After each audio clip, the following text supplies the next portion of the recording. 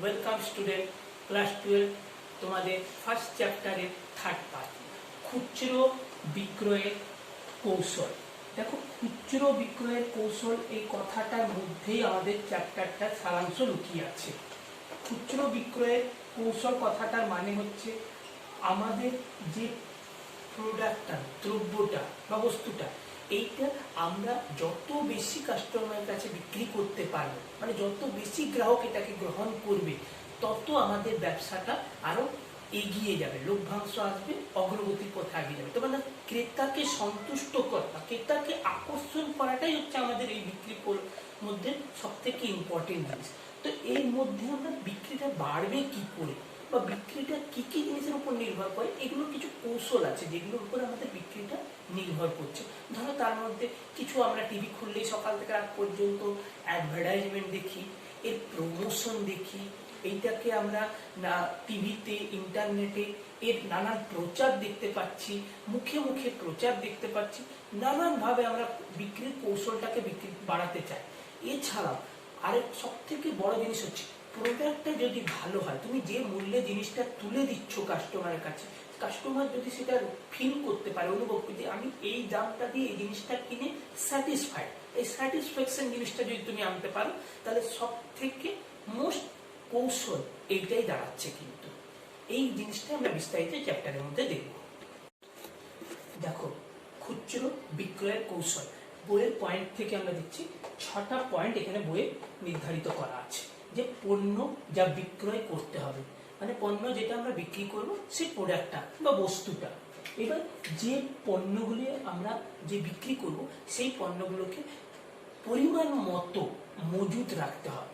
ধরো পরিমাণ মতো মজুত মানে একটা কাস্টমার এলো, তোমার কাছে সাফিসিয়েন্ট পরিমাণ পণ্যটাই নেই, জিনিসটাই নেই, সে 2 কিলো জিনিস চাইলো বা 20টা জিনিস চাইলো, নেই, তাহলে সেই কাস্টমারটা ডিসঅ্যাপয়েন্টেড হয়ে গেল, তাহলে সেই জিনিসটা চলবে না।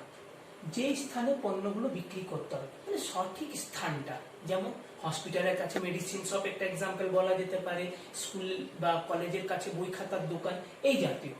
পণ্য প্রাপ্তির প্রয়োজনীয় সময়, প্রয়োজনীয় সময় বলতে ধরো একটা মেডিসিন শপ 24 ঘন্টা খোলা থাকতে পারে, কিন্তু তার সকাল থেকে হসপিটাল খোলা সন্ধ্যে পর্যন্ত তার প্রয়োজনীয়তা বেশি। স্কুলের বই খাতার দোকানগুলো সকাল থেকে বিকাল পর্যন্ত প্রয়োজনীয়তা বেশি। এবার এটা যদি অনেক রাত্রিতে খোলা থাকে, তাহলে সেখানে প্রয়োজনীয়তা অনেক কম। মূল্য নির্ধারণ, মূল্যটা আমাদেরকে ঠিক নির্ধারণ করতে হবে, যে পরিমাণ আমি মূল্য দিচ্ছি, যে পরিমাণ জিনিস দিচ্ছি, তার হিসাবে আমাদেরকে মূল্যটা নির্ধারণ করতে হবে। এবং ক্রেতাকে আকর্ষণ করে এমন আবেদন, ক্রেতাকে আকর্ষণ করে মানে এমন কিছু অ্যাডভার্টাইজমেন্ট থাকবে বা বিষয়বস্তু এমন কিছুভাবে সাজানো থাকবে যেগুলো ক্রেতাকে খুব বেশি আকর্ষিত করে।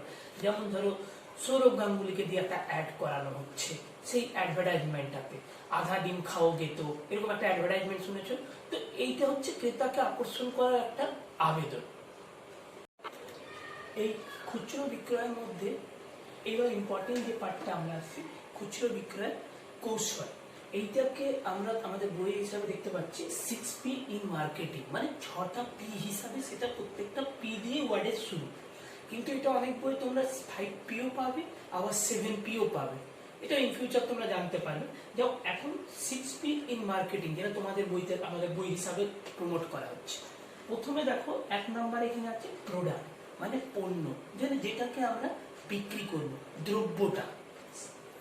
দ্বিতীয়ত হচ্ছে প্লেস, যে অবস্থান থেকে আমরা জিনিসটাকে বিক্রি করতে যাব, সে সঠিক জায়গাটা নির্বাচন করা।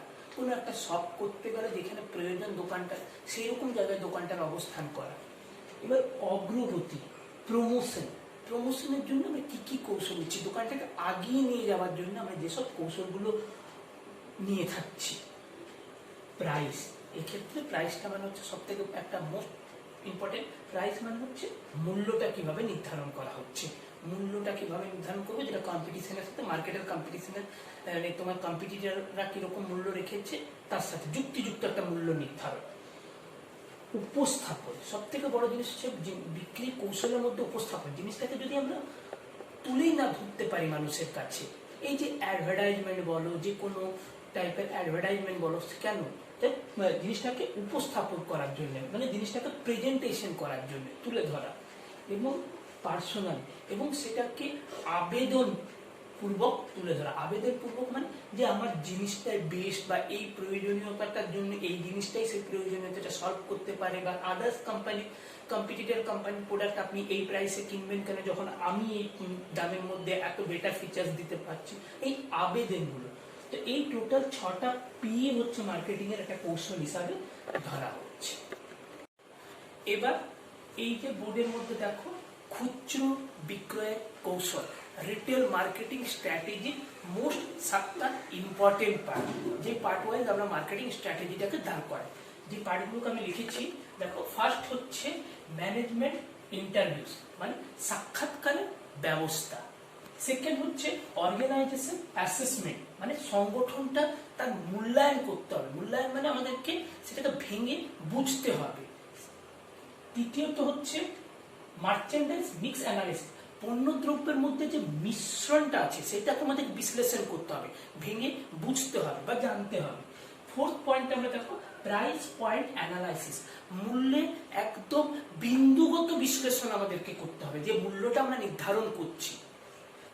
পঞ্চমত কাস্টমার রিসার্চ, দেখো এইটা একটা ফার্স্ট ইম্পর্টেন্ট পয়েন্ট হচ্ছে কাস্টমার রিসার্চ, ক্রেতাকে নিয়ে আমাকে গবেষণা করতে হবে, মানে ক্রেতা কি চাইছে এর মধ্যেই সবকিছু করছে, ক্রেতা কি চাইছে বা ক্রেতা কি পেলে আরো সন্তুষ্ট হতে পারে, এই গবেষণার মধ্যেই ক্রেতা মার্কেটিং রিসার্চের কাস্টমার রিসার্চের মধ্যেই সেই পার্টটাও পড়ে যাচ্ছে। Competition analysis another most important part. Competition analysis মানে হচ্ছে আমার কম্পিটিটররা আদার্স কোম্পানি এই প্রাইসিং এর মধ্যে কি কি আরো জিনিস এক্সট্রা বেনিফিট দিচ্ছে, যেগুলো কাস্টমাররা সবসময় বলে থাকে, কিংবা তারা এর থেকে লো প্রাইসে কি করে তুমি যে বেনিফিট গুলো দিচ্ছ সেগুলো তুলনামূলক কম প্রাইসের মধ্যে তারা কি করে আনছে। তো এই প্রতিযোগিতাকে বিশ্লেষণ করতে হবে, মানে আমার প্রতিযোগী যাদের আছে। এবং লাস্ট হচ্ছে ফরম্যাট অ্যানালাইসিস, পুরো বিন্যাসটাকে আমাদের পুরো ফরম্যাটটাকে বিশ্লেষণ করতে হবে। তো this 7 points are most important in retail strategy. এই পার্টটাতে আরেকটা পার্ট যেটা আমাদের থাকছে খুচরো বিক্রয় বৃদ্ধির জন্য। আগে আমি একটু বলে নিই খুচরো বিক্রির উদ্দেশ্যটাতে কি থাকছে, কৌশলের উদ্দেশ্যটা যে যত পরিমাণে আমরা বিক্রিটাকে বাড়াতে পারবো আমাদের মুনাফার পরিমাণ তত বৃদ্ধি পাবে, এইটা হচ্ছে উদ্দেশ্য আমাদের। এবং এর জন্য বৃদ্ধির জন্য কয়েকটা পয়েন্টকে আমরা মাথায় নিয়ে আগাতে পারি। প্রথমত হচ্ছে ক্রেতার সংখ্যা বৃদ্ধি করতে হবে, বিক্রির পরিমাণটা তবেই বাড়বে যদি ক্রেতা সেটাকে চাহিদা করে, মানে ক্রেতার সংখ্যাটা আমাদেরকে সবসময় বাড়ানোর দিকে লক্ষ্য রাখতে হবে।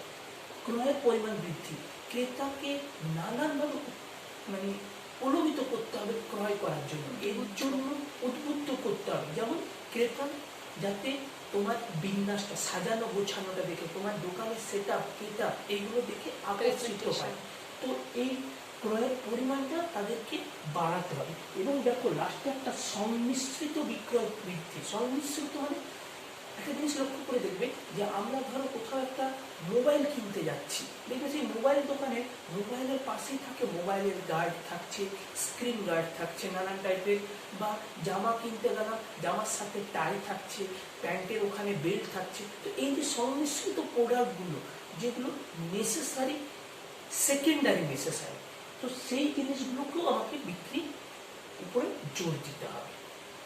এই